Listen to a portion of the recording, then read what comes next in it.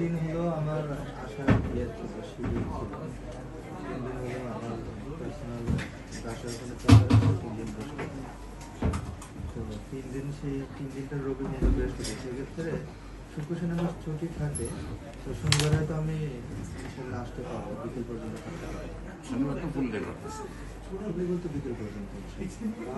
বিকেলে নিজে আবার বসে আমার মিসেসের ওই যে আমাদের একটা পার্সোনাল টাইটার, ও বাংলাদেশ কলেজে 3 দিন মর্নিং ডিউটি করে, 3 দিন ইভিনিং, কিন্তু ওভাবে আর কি শিফটিং করে। আচ্ছা ঠিক আছে, আপনার যেভাবে আসা স্বাধীনতা, আপনি যখন যেভাবে আসার প্রয়োজন মনে করেন চলে আসবেন।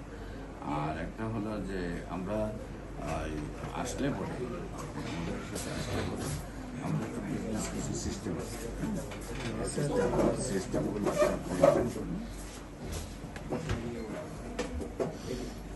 সিস্টেমগুলোতে আমরা আমাদের একটা টার্গেট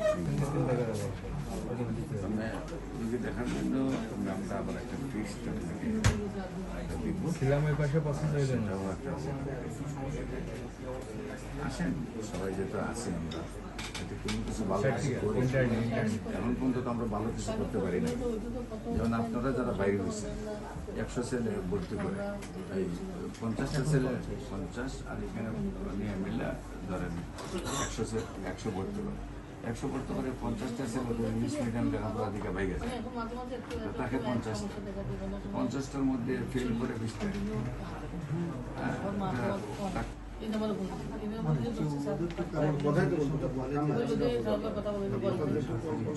মানে 10,000 স্টুডেন্টরা ভর্তি করে, প্রতি কলেজে 200, প্রাইভেট আর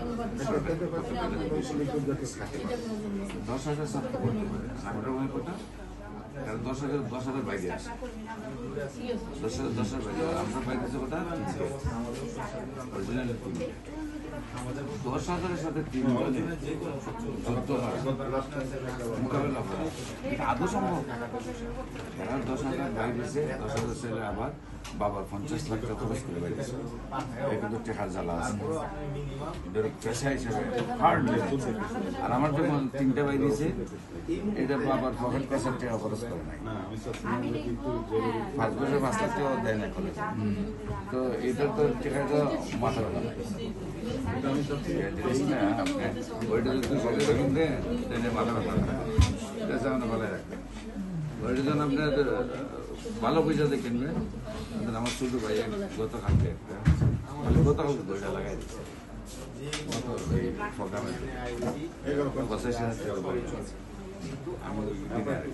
আমার 3 দিন ধরে বুকে ব্যথা হইতেছে।